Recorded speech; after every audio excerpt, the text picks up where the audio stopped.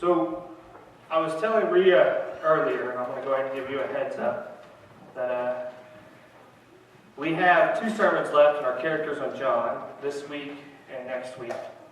But today, I'm going to be very intent with my sermon today if I'm going to let you out of here by noon. I'm going to give you a heads up. We're talking about Pilate today. And Pilate was a man who was plotting to please at every point in his life. He's one of the major figures we talk about during the crucifixion of Jesus. He was a people pleaser. He was one of those guys who constantly in his life, if you review the history of Pilate, he was always trying to take the easy way out of things. He was always trying to find an easy way to maneuver, to make people happy, and to not make the blame or the serious things fall on himself. And I believe that Pilate ended up on the wrong side of truth for all eternity. So I asked the question today to start, who are you trying to please? Who are you trying to please? I have a stepsister, her name is Shanna, who I'm very, very close to. Shanna and I lived with Shanna part of one summer, most of one summer, while her husband was doing road construction in southern Oklahoma, so he was gone most of the time. And so Shanna and I had a lot of fun that summer. I helped her raise her son, her oldest child. That summer I babysat a lot. We had a lot of good fun together. But Shanna used to take me, part of paying me to help, was she'd take me clothes shopping because she didn't think I had the best taste in clothes. And Jake, you're never going to find a girlfriend wearing some of the things you wear. I didn't care. But she insisted. She wanted to make me look fly, is what she'd tell me all the time. So she'd take me clothes shopping. What about this and this? I'm like, all right, whatever. You're buying it. I'll wear it. You know. And she did. She asked me one time when we were clothes shopping, she's like, you really don't care, do you? And I said, I'm not trying to please anybody, Shanna. I said, I'm not. I said, I don't care what people think of me. I'm not out to please them. I have one goal in life. She never took me clothes shopping again, which I got bummed out about, but I think she got the point, was that I didn't really care. Because she'd buy me these outfits, and then I'd go mix and match them, and she told me that wasn't right either, so I thought once you bought them for me, I could wear them how I wanted. So who are you trying to please? Is it a parent? Is it a spouse? Is it your boss? Will we please Jesus? You know, we're told in Scripture we're for Him or we're against Him. That's a harsh statement. But if we're for Him, we got to live by His principles. So I want to take a moment. I want to look at Pilate's life. I want to take a moment and examine who I think or what I think he was trying to please at this specific moment, especially in his life, in John chapter 18. Starting at verse 28, if you want to turn there with me. It says, Then the Jewish leaders took Jesus from Caiaphas to the palace of the Roman governor. And by now it was early morning, and to avoid ceremonial uncleanliness, they did not enter the palace, because they wanted to be able to eat the Passover. So Pilate came out to them and asked, What charges are you bringing against this man?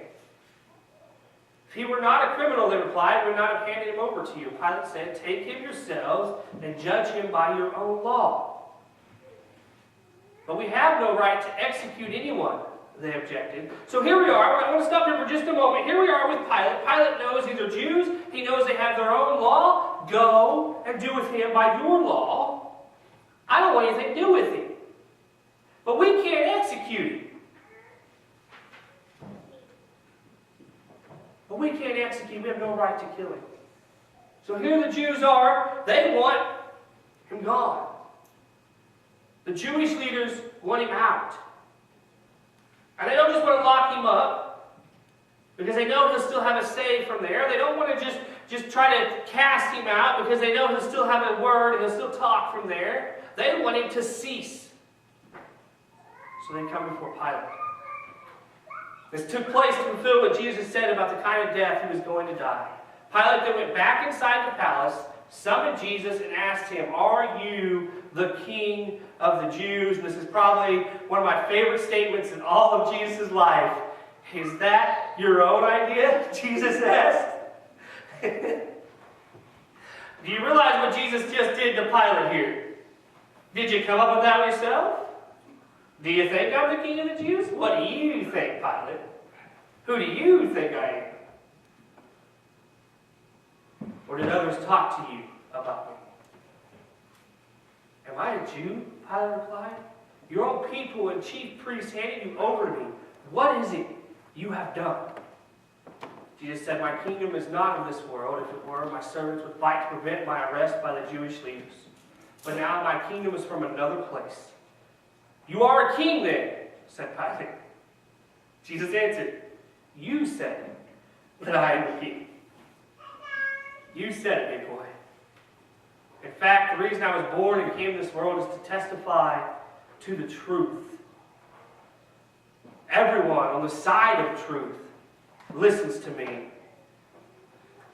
Pilate retorts, "What is truth?" With that, he went out again to the Jews gathered there and said, "I find no basis for a charge against him." And we know how the rest of the story goes. Here's Pilate's own words. How did he close that? "I, the legal person, find no charge against him."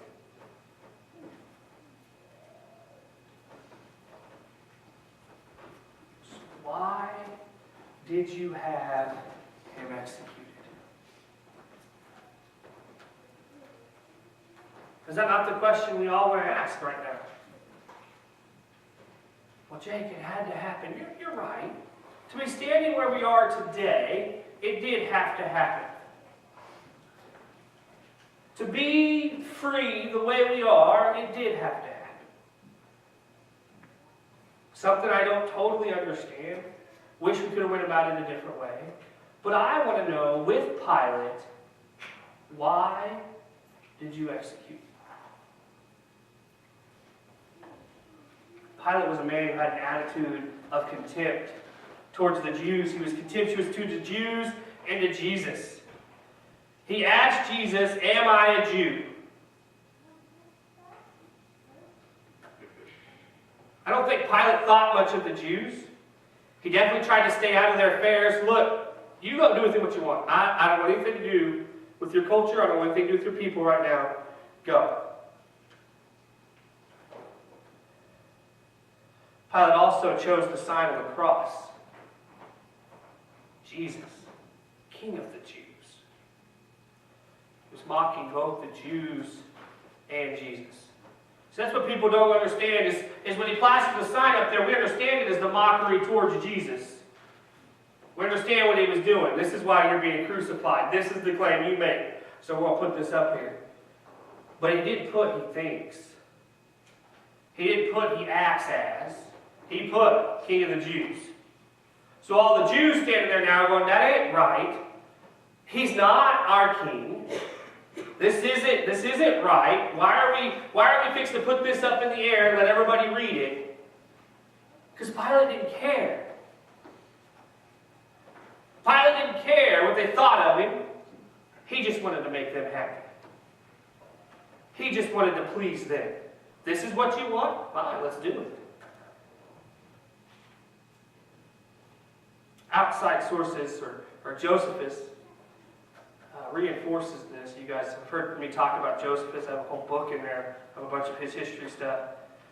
When Pilate very first visited Jerusalem, Josephus talks about how he let his soldiers keep their image on top of their military standard. Not really a big deal unless you understand that the Jews, that military standard was an idol. And previous rulers had always removed it before entering the city. Not with Pilate. In another incident, he raided the temple treasury just to build a public works project. the Gospels refer to the atrocities Pilate ordered against the Jews even. So what do you think of other groups? This is a popular thing going on right now in America, especially between the race war, the refugees, and all these things going on. What do you think of other groups? Just generalized other groups of people. Do you have one that you think little of?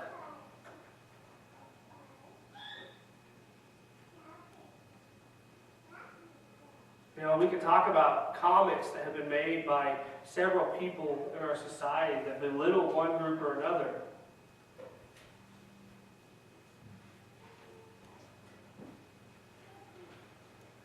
But we all bleed the same color because it's the same heart pumping. It's the same God that gave us breath.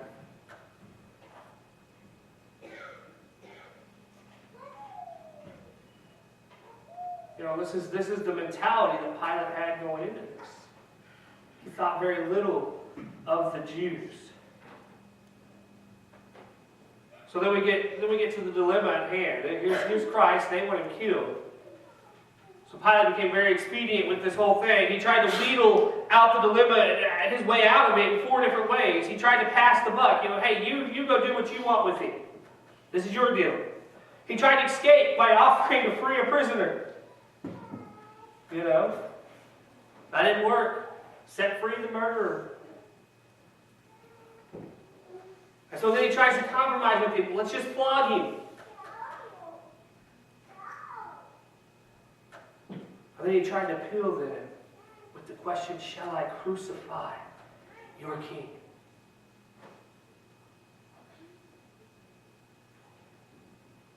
Doing what is easy is rarely courageous, guys.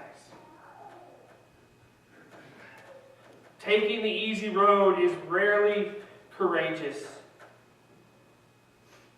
All of the maneuvers that Pilate took throughout this time of execution with Jesus cannot hide the fact that Pilate had the power to free Jesus with no outside interference.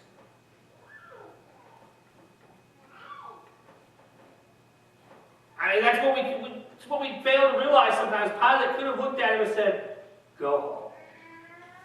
I'm done with this mess. I'm done with this atrocity.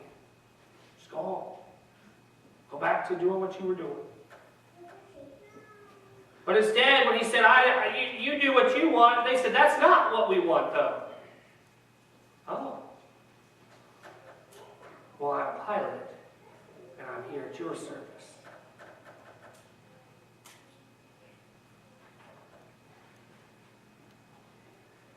So we have to ask ourselves, do we do the same thing? When we have the power to do something, but it could cost us, what do we do?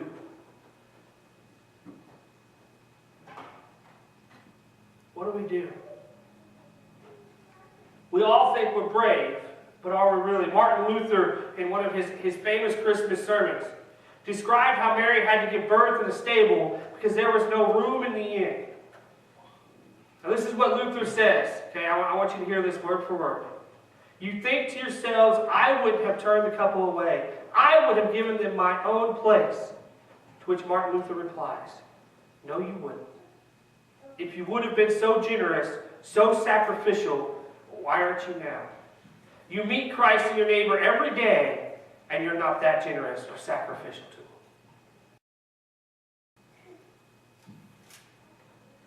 to him. That's a tough one to swallow. Before, I'm sure most of you notice because we peek our head out the door a lot and try to find where everybody's at, and then we come searching for the elder or the preacher a lot of times too, who doesn't make it back there to pray. But we like to pray beforehand. And one of the things Keith said today in our prayer, may our toes be stepped on. To strengthen and encourage us to do the right thing. And I know I just stepped all over my own toes. I know I did. I'm going to give you a prime example. Right, and you can rat me out to Mr. Loomis later if you want. But one of our big windstorms, many of us, had our trash cans out by the curb. What happened to a lot of those trash cans? They went down the street. They spread their trash all over, and I was backing out of my yard, and I saw Mr. and Mrs. Lewis's trash can, and I was like, man, I should pick that up.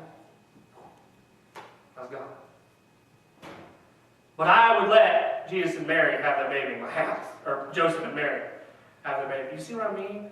And we all do that from time to time. I don't think any of us are innocent. You know, maybe I'm the only guilty one. You know, I don't think any of us are innocent. But you think for a minute that I wasn't 10 minutes down the road where I was going, man, I really should have picked that up, you know. Just convicted me all over. I could have done it. And I'm like, well, if it's not done when I get back, I'm going to. And it was done. Well, you know, Mr. Loomis probably stepped foot out his door, and in 5 minutes it was done. Or Mrs. Loomis, let's be honest. No, I'm just, but I mean, it was there. I should have done it. I should have.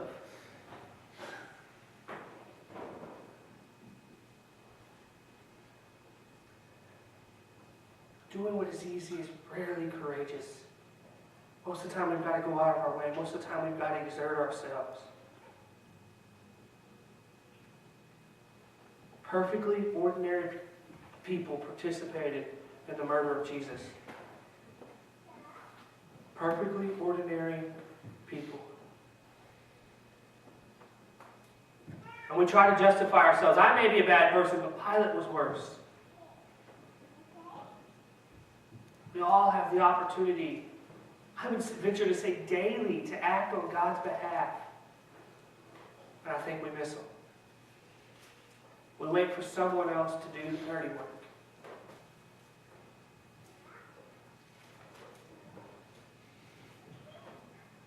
I want you to write an obituary in the paper, and I want the person's name to be someone else.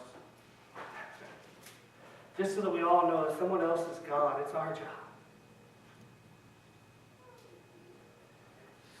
Another thing Pilate had going, he was so worldly. He had a lot of a short-sighted perspective in life. And instead of thinking long-term, he focused on getting off the hook right now. He reduced everything to just political matters. He was cynical. He famously, right there at the end of that scripture, asked Jesus, "What is truth?"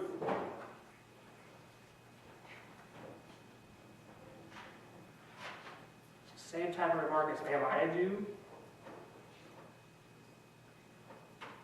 Most of us, most people, not us, but most people, a lot of people would rather be pragmatic than true. Does it work? Resonates more in our life than is it true? We want a message that makes us feel good, that makes our family happy, that increases our income.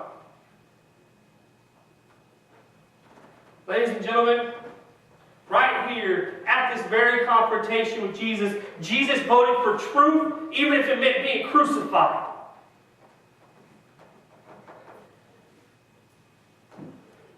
I don't know what bolder statement he could have made.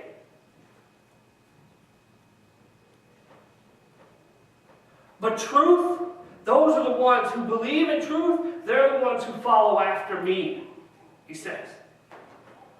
They listen to my lessons and my teachings, and they follow me. That's truth.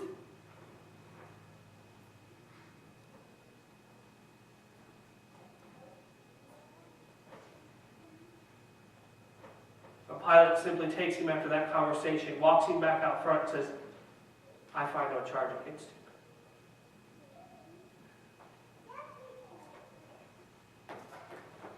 I want you to think about the courage it took a man to look Pilate in the eye and say, I am the truth.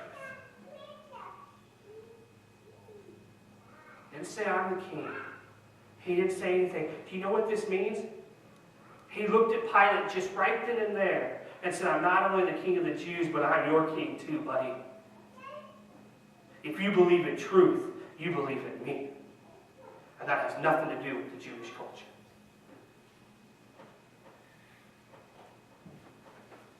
Truth is essential to who and what Jesus is.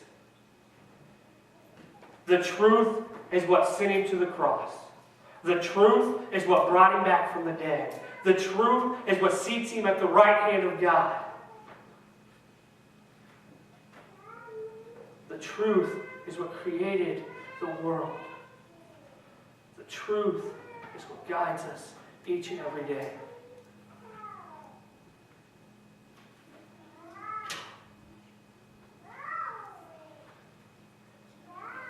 Don't compromise yourself. Please God. Please God with your life. Do what you think is above reproach to please God. Not people. Not people. If you have surrounded yourself with a good Christian family, good Christian brothers and sisters, when you please God, you should please them. That's just the way it should work. They should have the comprehension and the understanding, I know that's the same word pretty much, to know what you're doing is to act on God's behalf, to do what God has asked you to do.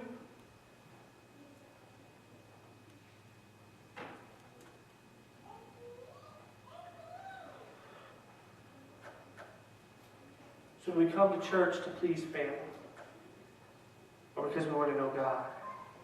Do we take a stand on moral principles that count?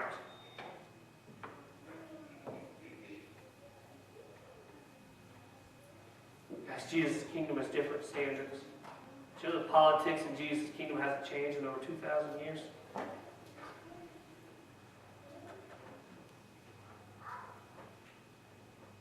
Jesus has not changed in 2,000 years either. His kingdom is not so much a place as a mindset. Wherever Jesus is obeyed, his kingdom exists. The key to power is love and service. It's not power hungry or people devouring. Christians must have a different lifestyle in a good way. We are not in the world. We are in the world, but not of the world. We are in the world, but not of the world. We're to be loving and affirming. We're to be weird. We're to be different. We're to stand out. Why? Because the sign was correct. Because Jesus really is a king. And as much as he wants our obedience, he deserves our obedience. He deserves our obedience more than your mother and father deserve your obedience. Good, they're not in here. But I'm serious. Guys, he doesn't just want it. He deserves it. He doesn't just want to watch you. He wants to see you. He wants to know you. Because he's a king. Because he cares. Because truth is what sent him to the cross.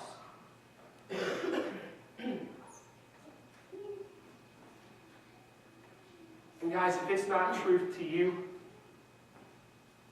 I would love to visit with you on a personal basis. To sit down on the love in my heart and the compassion that I'm filled with and visit with you. If it's not truth to you. If it's doubted in any fraction to you.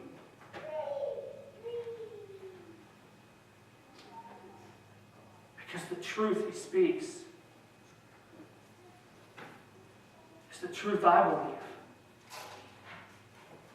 And it's the truth that if you haven't heard my life story and you want to know it, I'd love to visit with that, but it's the truth that set me free.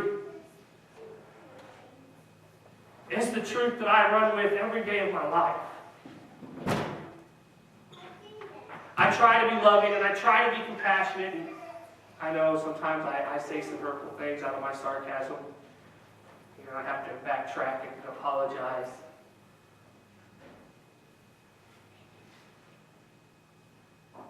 But most of the time, if I'm sarcastic, and I'm joking with you, it's because it's because I love you.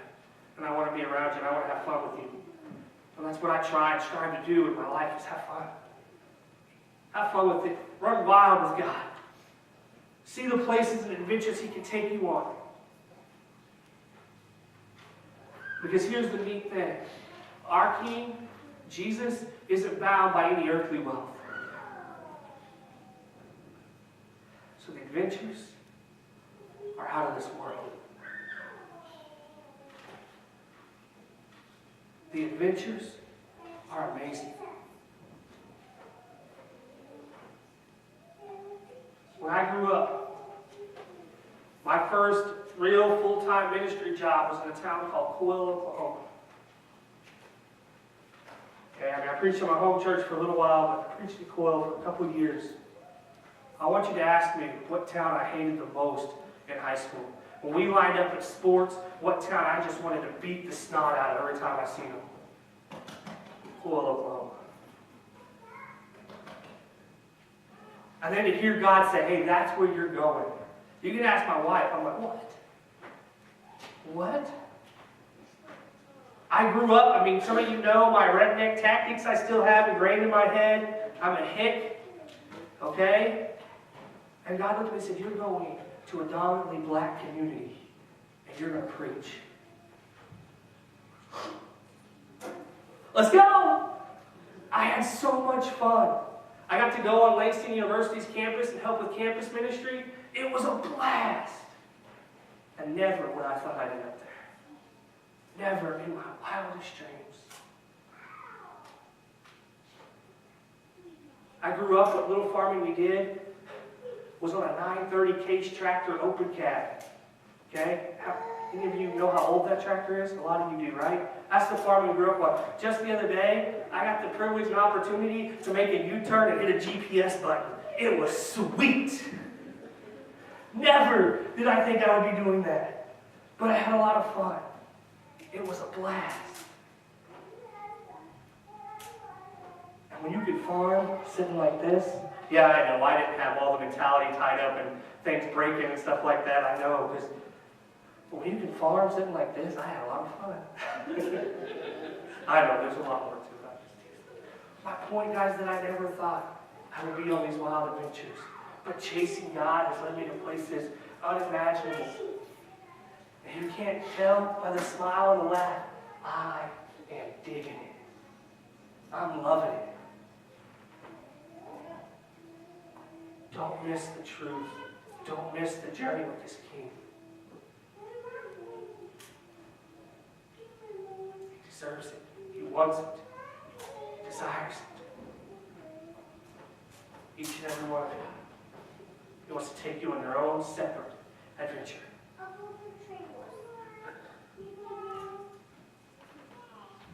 Would you pray with me? Father God, we thank you for this opportunity to come in your house. We thank you that we have the privilege to serve a King that is chasing, that is, not chasing, but that is the truth. He is the truth. And Father, we ask that you help us to chase that truth each and every day of our lives.